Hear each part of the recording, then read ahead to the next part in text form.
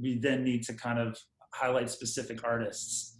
And I don't know, Phillip, I don't know if you want to talk about a little bit about some of the choices we made and why we made them. And if you kind of want to start with this specific show and the artists, Sure. with Finster, maybe say. Well, for example, I mean, from the book, you have over 100 artists that are dealt with in a page or sometimes in a more developed chapter. And then at the High Museum, you had the whole thing really tracing the road trips, and you had a much more emphasis on the poetry and other things that Jonathan was doing. In this exhibition, I think what we chose to do was really highlight a small number of artists that we could show in some depth, bringing out things that maybe people hadn't seen before or little known bodies of work, and quite honestly feature people that also had a history with this state or with the institution as well. So Howard Finster was sort of an obvious choice. He was in the show at the High, but with just a couple of little things. And the installation here at KMAC really shows works that he made from the earliest time of his painting in the mid to late 70s,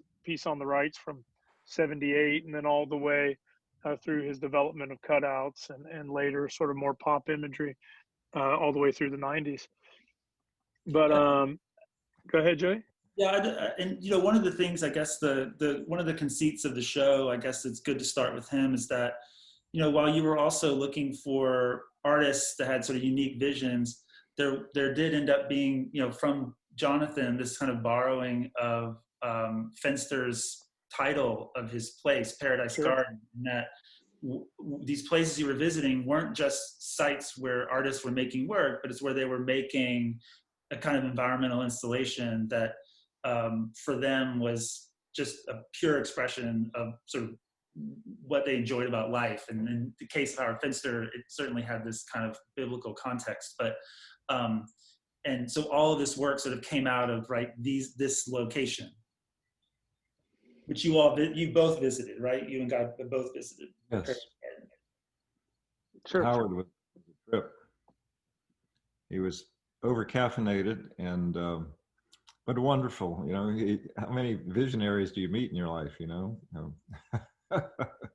What's a day like when you sort of, are a lot of artists today are used to studio visits, and when people show up, there's a kind of like metered approach to how one engages with them. When you arrive at like a place where Howard Finster's hanging out, is it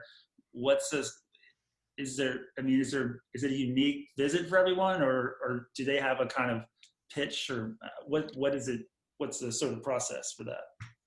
Well, I don't, now I hear you can go stay at the Paradise Garden and a bed and breakfast that's on the grounds. I think in the middle of the night, you can go out in the garden and, lay in the ground, look up at the stars and think about, alien Christian folks out there.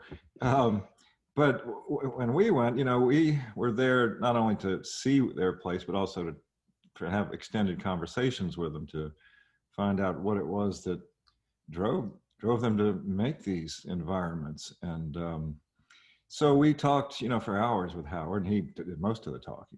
But it's also a large sanctuary, and so I was free to just roam around and get on hands and knees and crawl around at times. And there are various rooms that are filled with paintings. I mean, how many artworks did he make, Phillip? Well, he claims to have made almost 47,000. 47. Yeah. Uh-huh. And that would include these murals, right? And these things that would happen in the yard, like these concrete. Does that include? Yeah, well, Howard was really funny. He made work way before 1976, but every painting he made always says since 1976. And the reason he writes that is because he liked the idea of his artistic career coinciding with the bicentennial,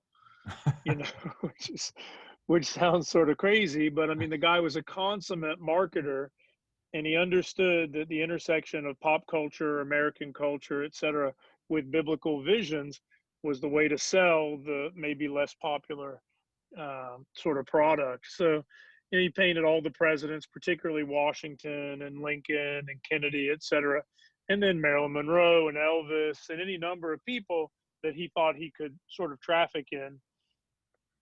Right. But he was making paintings in the garden, long before 76. And, but I think, the sort of seriousness with which he approached the work he was doing only accelerated after the formal sort of christening of the garden by Esquire magazine as the Paradise Garden. He actually called it the Plant Farm Museum, which was maybe a little less catchy. Yeah, I know when we put this together, there was these really great early works where he would, carve this frame on this piece. He did a lot of wood. I mean, he did everything, right? Woodworking, stonework, Yeah, sure. stonework, he was a kind of master of a lot of different materials, I guess. He was. Well, and like the artist we'll probably talk about next, Thornton Dial. I mean, Howard was obviously a preacher, minister by trade, but he also worked as a bicycle repairman and he worked any kind of number of odd jobs, a general handyman, et cetera. So he really knew how to do things, how to build things, how to make things.